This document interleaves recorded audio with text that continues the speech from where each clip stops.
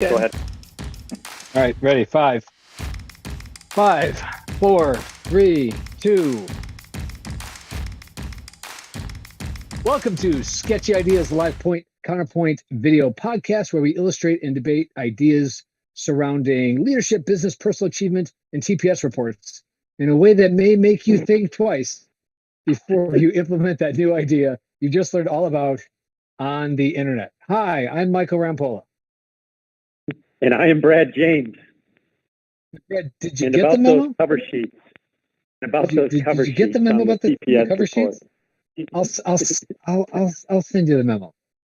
Today it's episode 93 of Sketchy Ideas, which we're calling No More Bad Meetings: How to Find More Time and Get More Done by Design. But first, before we get into that, let's get a word from our sponsor. Brad, over to you. Hey friends, it is now the end of May. We're coming up on Memorial Day. Marketing is one of those things you need to make sure you have a plan and a strategy for. Strategy is broken up into goals, messaging, and then delivery of tactics and those methods. If you do not have those things, if you're struggling to put those together, if you need a sounding board, do me a favor, reach out to my friends over at Cream City Marketing. They help me and help us with a lot of that. So email Aaron at creamcitymarketing.com and schedule some time. Back to you. All right, thank you. I'm going to take a moment today to put in a plug for an organization I've been involved with for quite some time, and I'm really passionate about.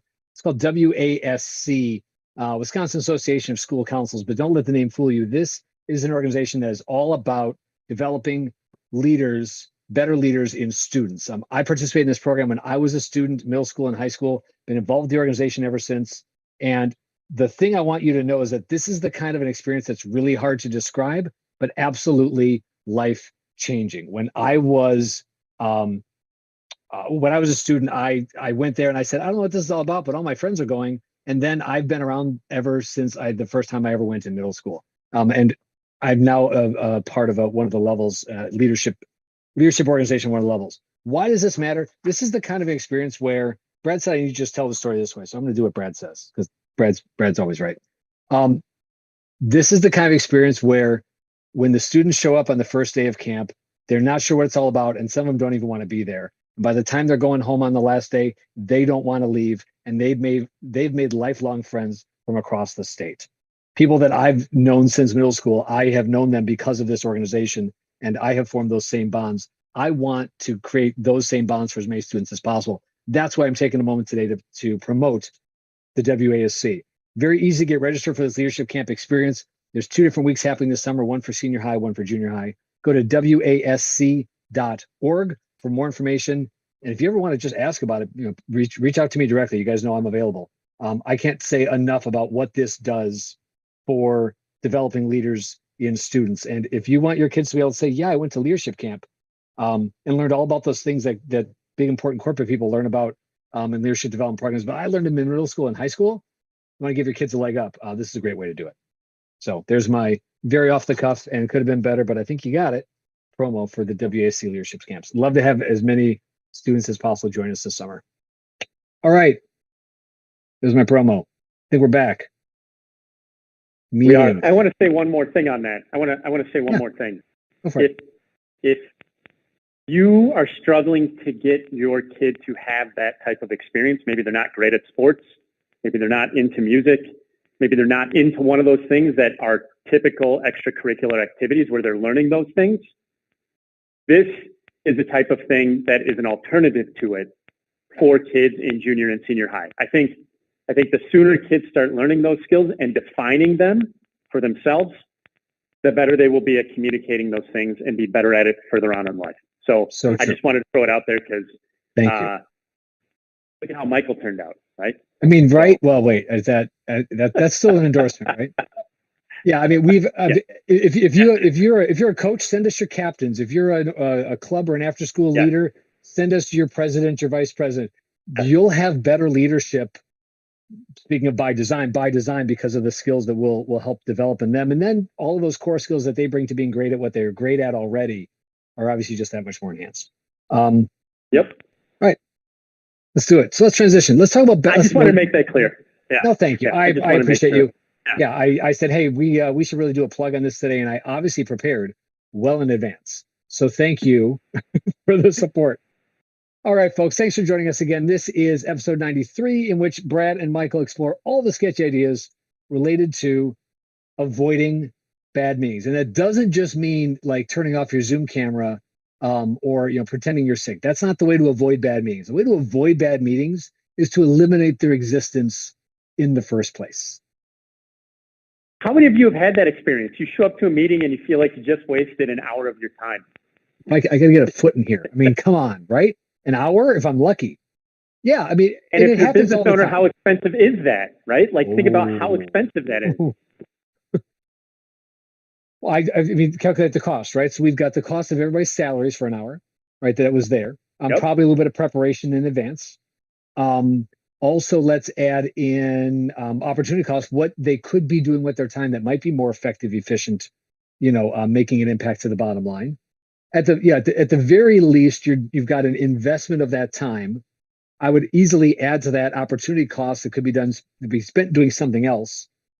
And I'm going to triple that by saying, and if you didn't get the outcome accomplished that the meeting was designed to do, we've got that other issue as well, because now we've got time burn churn because we didn't actually get done what we came to the meeting to do, which happens whether it's a cadenced meeting or an ad hoc meeting. Oftentimes those meetings don't actually move the ball forward, which is what you should do if you're going to invest that many people's time and money. Right. That's not just a personal opinion, right? Like I feel like that's good business sense. Yeah. I think if you're an organization that's struggling with meetings, and I've seen this in physical world before pre-COVID, and I see it in digital world, right? Where now you're just getting together for the sake of getting together. Right. That's important, but it's without intention. And I think that there's a great word, because there was a reason you called the meeting, right? There was a reason you said we should meet. I would assume again, or there was a reason that we said we should meet on a regular basis. In either case, there was an intention behind that initial request or idea, right? Now, what happens if that intention doesn't get accomplished? Did I even check to make sure that the intention got accomplished? Or did I just say, hey, we had the meeting? Check. Like, is the holding of the meeting the accomplishment of the meeting? And I'm going to say, no, it's not. But too often, that's the success of the meeting is in its existence and its presence for a period of time, but not in its actual productivity. And that's a missed opportunity, if not worse. Totally is. So it happens by default, I think, more often than not. So I like default versus intention, right? Intention beats default. So how do we design better meetings by intention, Brad, and get out of these default to twatty type meetings? Well, I am a person where if we go into a meeting, the first question I ask is, why are we having this meeting? That's the question. Either to myself or to the group. Sometimes out loud, sometimes to myself. Yeah. Correct. And I began to do this beforehand if I feel like there isn't a purpose to having a scheduled meeting, which often happens as well, because it's a regular thing. Now, I believe in cadence. So I believe in cadence of meetings and having them. The challenge is if you are in an organization that's moving fast and you're only using your meetings for updates, which is typically the default premise of meetings. Yep. It's really hard even now to get out of that. You got to work at it, and it's a cultural thing, especially where you don't have the systems or pieces in place to give people updates regularly. So I use meetings because it's still very difficult with systems and processes to keep everybody updated on everything, because they don't have, everybody's working and they're not paying attention to everything else, and so then they have to go and reflect on anything else. So with intention, you have to think about, I always start with what is, I guess, intention goal of that meeting. And then you have to get context prior to the intention. You have to lay out the intention, and then you have to figure out steps of discussion and then leave with next steps, right? At the base root, that's how I go into meetings. Now, I know there are better ways to do this, but those are the big questions, right? So why are we here? What is the context?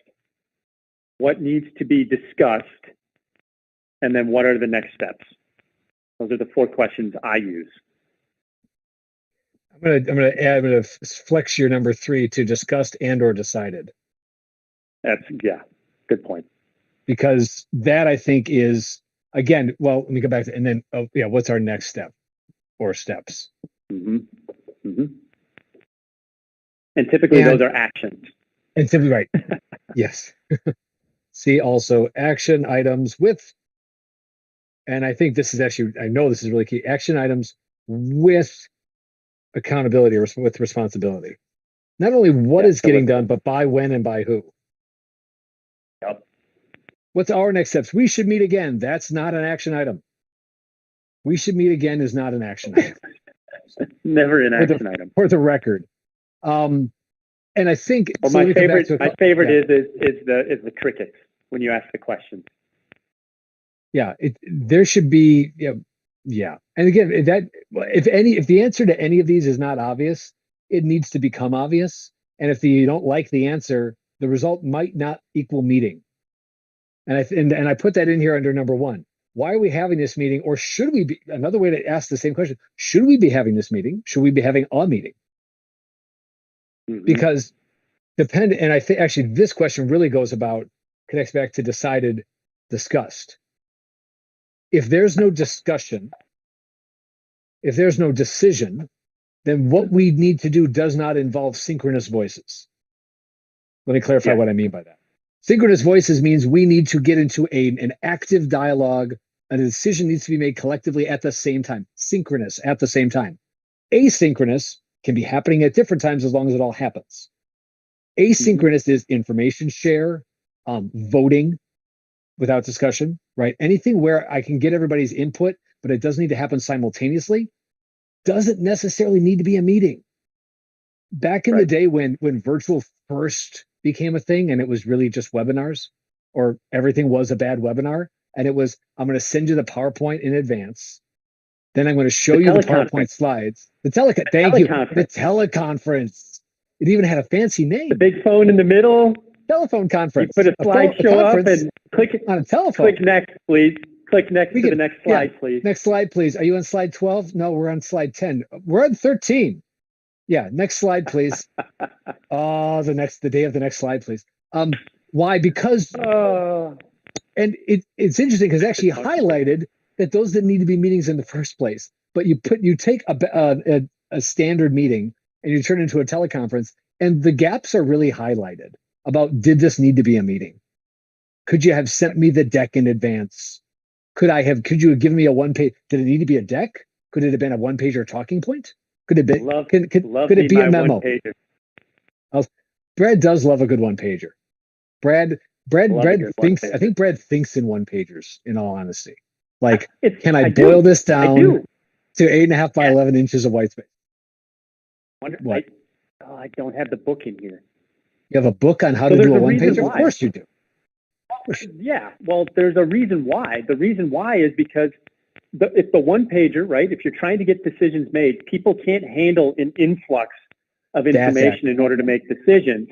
And so I say, hey, like, for example, and this ties into this, an agenda should never be more than 1 page. If it's more than 1 page, that's not a meeting. That's a day-long workshop. And even then, when you talk about why are we having this, the minute you get past 5 bullet points is the minute you probably need to just plan to have at least one more conversation. And maybe you need to prioritize. Typically 3 is enough. 5 is like the max. Yeah, 3 ideal. Absolutely. 3 is a sweet spot. And I feel, and that there, right? And okay, so let's say we've gotten through, because we can keep going and talk about why this all breaks, but let's make it better. Let's assume that we've figured out why we're having the meeting, and we've got ideally 3, maximum 5 things on the agenda, all of which should be discussions or decisions, synchronous items. Yes. And somebody's going to say, well, but I need to explain something to somebody in advance. That might be true. That goes into the context, which is information you send out in advance. Yes. Or if you have to do it in the meeting, you're boiling it down to 3 sentences or less. 3 sentences, you get a minute, like on the clock, because otherwise, what it forces you to do, if you're the presenter, you get 1 minute, you're on the clock. It forces me, like I did not do today, to really boil down your message to the most important points, to a good logical flow, lead with the most important stuff. And that is also what makes a good meeting design, is a shorter meeting. The constraint of a shorter meeting forces you to limit the focus and forces you to preload information, and enables you then to maximize. There's an idea. Instead of just walking, like, why are we having this meeting? It was on my calendar. I'm here. So ask Nicole. Nicole's been moving a lot of meetings off my calendar on Mondays these days. The value. I come in and I go, do we need to have this week? Is there anything new? And she messaged, I don't know if you see in the chat, she said, sometimes we just miss you. That's very sweet of you. Thank you. But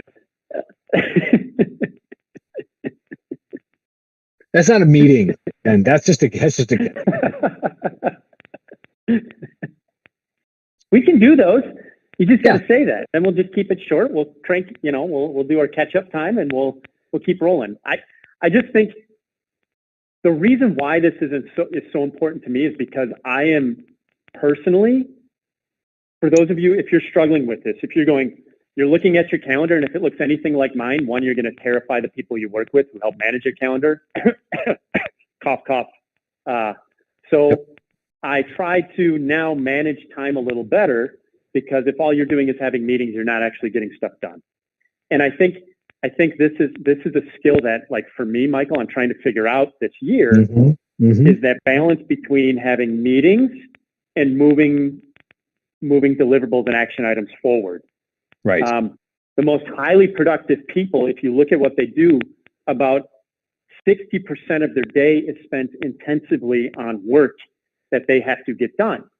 And that's increased now because it's no longer the age of where they used to be able to delegate all the work and just sit in meetings.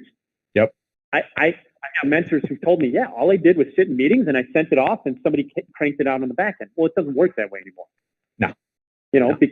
Because those systems are more complicated. There's more customization. There's more options. There's more tools. There's more everything. Yep. And so if you're struggling with this, 60% is the metric you should be shooting for in your day of work versus 40% of meetings or like cooperative, collaborative time. That's just, and again, that's those, you can see different stats. Some say 2/3 of the day, some say 50%, but you're looking at right around that, a range of time, because otherwise you just sit in meeting after meeting after meeting after meeting. And all of a sudden you see this bottleneck system happening, which is, again, another thing that happens if you are in this position. Exactly. So if we've done a good job of identifying our priorities, I'm going to add one other thing. If you figure out the 3 to 5, right? Take the time to identify the number one. Take the time to identify the number one and put it as the number one thing. Brad, how often have you been in a meeting where most of it was updates, and you get to the end of the meeting and the important discussion is now about to happen with 7 minutes to go? Now there's not a lot of time left, but let's talk about the most important thing and the reason we're all here. But first, let me give you some context. Yeah. Now we need to make a decision on this today because there's a deadline. Hopefully we can get it done in the next, it's now 3.5. I got to go. I got another meeting stacked back to back to this one. Yep. You do, but you shouldn't. So let's go back. So if I put the most important thing first, what it'll often show me, let's say that, and I've worked with people say, well, all these things need to be on the agenda. Okay, but don't go default. Put the most important things first, and then you'll identify the stuff at the bottom is less important because it's not a discussion or a decision, and therefore it can get moved to pre-work or post-work or post-meeting follow-up. If it doesn't require either. Or prioritizing who needs to make that decision. Does everybody need to be in this meeting is a whole nother conversation. If I get down to 3 to 5, then go back to the guest list. Like, this is a negotiation, right? There's a back and forth. between Mhm. what am I talking about? What's the most important thing? What's deciding, what's decision discussion? What's context or follow up? Who needs to be here? And you might literally, once you start applying this, your meetings might really transform. You might divide a meeting into two meetings because there's, well, there's two people that have to be in both parts. Okay, yeah, but not everybody needs to be there, right? Right. Burden two people's time, Yep. not everybody else's. So get it figured Yep. out. Get the most important things at the top of the agenda.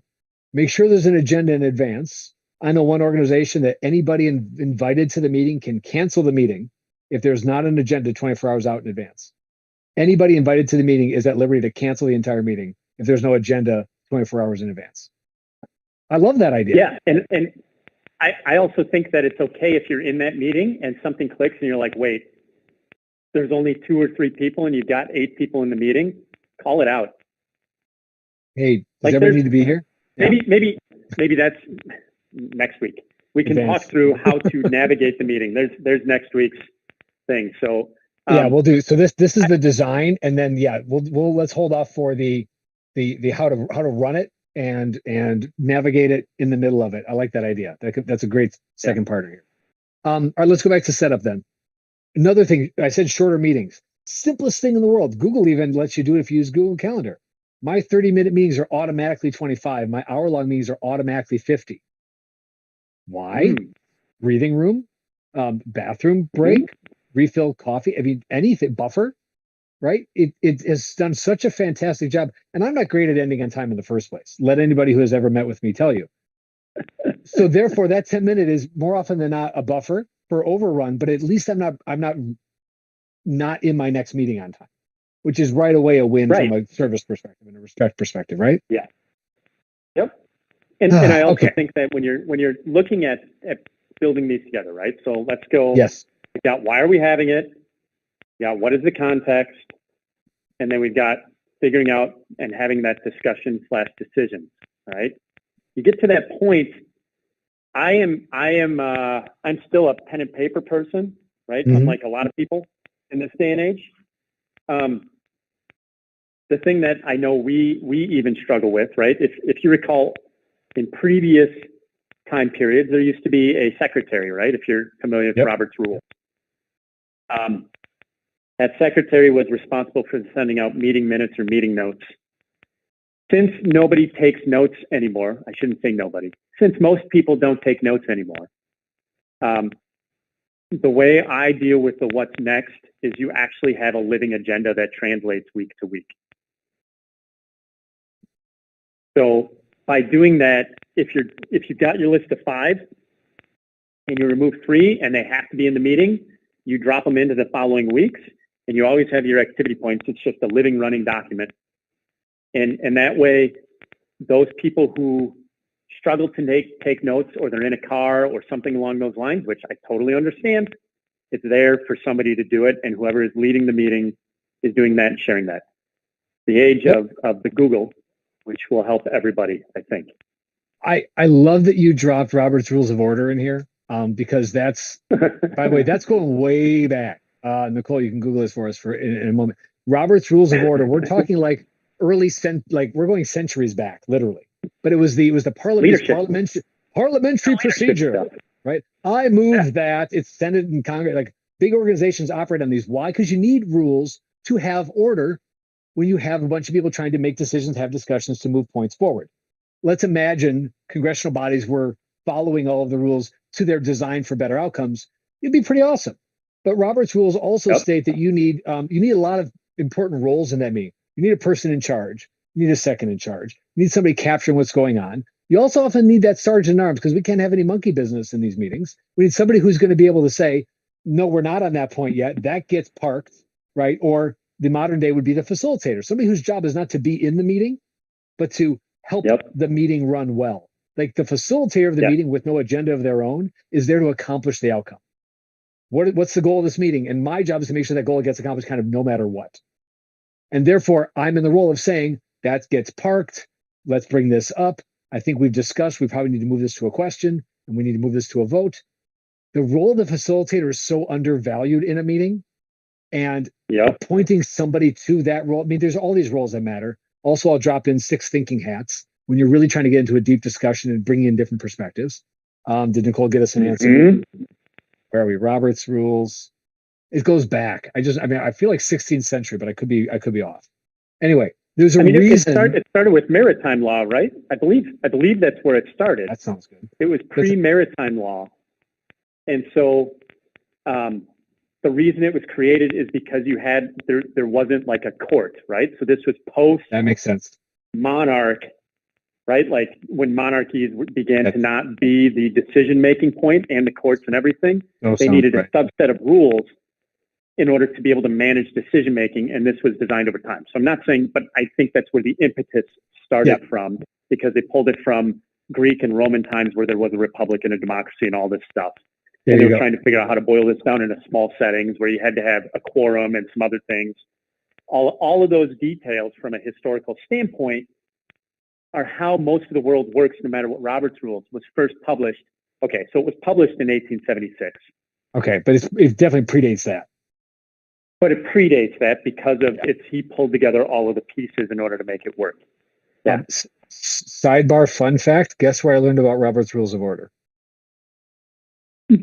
like legit. It's 100% like a lesson that gets taught, because I don't know that they still teach us Robert's Rules or parliamentary procedure, but it's still the main core element is here's how to, because meetings have value. We didn't say no more meetings. We said no more bad meetings, right? Therefore, that should mean all good or more better. I'm mixing up my adjectives there. More better meetings, right? Is really the goal here. I'm going to give you a super simple little mini case study that just happened with an organization I'm involved in. They said, well, we really want to get people a chance to talk about this topic, but we only have an hour. And I said, well, let's look at the agenda that's typically run. And the first part of the agenda is the updates. And they said, well, everybody wants the updates. I said, I know everybody wants the updates. But the updates is one-way information. How could we, how might we, and brainstorm, how might we get people the information in advance in an engaging way that they want to pick it up, but in advance so that we can use more time for collaborative discussion. And it turned into a very raw and very effective self-recorded news story, right? Like they did a little mini mock news update. They even sent somebody out on location, which I think was super fantastic, right? Because they have to be standing in front of the building for the reporting story to be real, right? So they literally did a 2-person news story with somebody standing out in the wind, because of course the junior reporter has to be out in the wind. And I tell you, it was fantastic. It was super engaging and super clever, and I watched it till the end because they were having fun with it. And it took them maybe a half a day to do. I mean, I get that, but now everybody's like, I can't wait to see the next video. When are you going to send out more updates, right? The thing that used to be this one-way push of information actually turned into engaging content, interestingly, unexpected outcome, because they preloaded it into a different format that was a better format for updates and saved in-meeting time for synchronous discussion and collaboration. And they did it in an afternoon. And now people want more updates. So this is all to say, you can do this. And if you're saying, well, I don't know. We always have this meeting. It's so-and-so's meeting. It's so-and-so's agenda. Go back to the questions. No. But I can't. But it's the Wednesday meeting, Brad. It's the Wednesday meeting, Brad. I can't. It's the capital T, the Wednesday meeting. And then here's what I would say. If you're the little mouse with the idea, you go to the person in charge of the agenda and you say, is this meeting doing what you want it to be doing? Are you getting the results from this meeting? Driving results. What is this meeting? Listen, I'm new. By the way, you can throw on your new guy hat I just watched this really crazy podcast. When people come to coaching or training, I always say you can blame the trainer or blame the coach.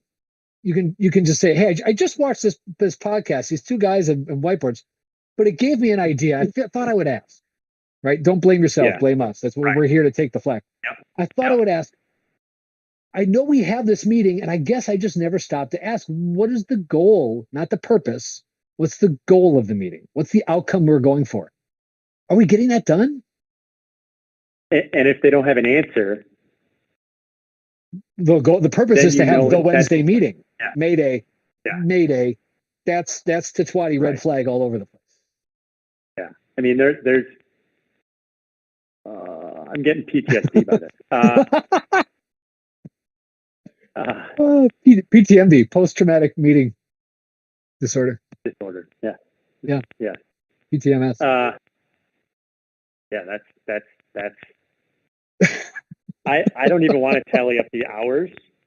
Right? Literally hours. No, you shouldn't. You shouldn't, because you'll be like, I could have put that in a bank. I could have bought nice things with those hours. I could have slept. I probably did sleep some of them. Let's be honest. Yeah. Okay, so I think we've made a case for no more bad meetings. All right. We've given a useful And next week we're going to go into framework. Go ahead. Now, how to run how to either be a better leader or participant, because depending, you need to be both, right?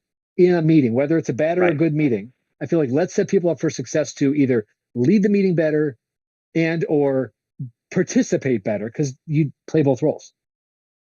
Yes, and I think so. Next week, let's go through the leadership part of it, and then tail into how to participate better. 1, 2, 3. Because there are you're totally right. There's an etiquette. I'll just say an etiquette. Etiquette's the only word that comes to mind. That's a great word for it. And as the leader or the person owning the meeting, quote unquote, setting it up, driving it, whatever you want to call it, how you set that meeting up for everybody who's a part of it will make all the difference in the world as to how effective it is at accomplishing the goals you're trying to get at. And clarifying those expectations for people from the get-go when you start having those meetings. This will also help you set culture over time. Exactly where I was thinking the exact same thing. And then as somebody who participates, you have to also give up quality reference of how this is I used to do it. Right. And meetings should be engaging. So next week, let's go through the leadership stuff, because I think doing these steps are really important. But then I also think then actively managing the meeting and setting the context from the beginning, especially if you're a new manager coming in, right? You always wonder. So this is why you should come back. You ever wonder why coaches or teams hire brand new head coaches? Because for some reason, the previous head coach wasn't getting the results. So therefore, you have to bring in a new messenger, probably saying the same things, just in a very different way. And really hinges on the first subset of time that they spend with those players. And realistically, yeah, I got a whole bunch of stuff for next week. All right, and I'm gonna add a value teaser. If you currently are a part of a hour-long stand-up weekly cadence update meeting, raise both hands. I will save you 45 minutes on that hour-long meeting with a 15-minute meeting format that we have used super effectively with our clients. So if you'd like to save 45 minutes a week, multiply by everybody in that update meeting, you're welcome in advance. Come see us next week. We're going to help you with that. Boom. Wow. Boom. All right. Folks, you just learned all about how to make more successful meetings by design, minimize bad meetings, maximize better meetings. And next time we're going to talk about better meeting leadership and then eventually better meeting participant etiquette. So tune in next time and we'll talk all about that. In the meantime, continue to send us your buzzword bingo words. If you know what Brad's word or my word was today, drop that in the comments. We'll take your guesses for this week and we'll take your suggestions for next week. We're getting into buzzword bingo. The score is still tied at blanks because we don't know yet. But we're gonna recap with some post-meeting summary right after this. In the meantime, send us your questions, your ideas, your complaints, your anecdotes, your memes to info@sketchyideasshow.com, and a member of our production staff will get back to you appropriately. So come back next week when we send out memos about even more sketchy ideas live. And remember, just because it's a sketchy idea doesn't mean it's not worth exploring. We'll meet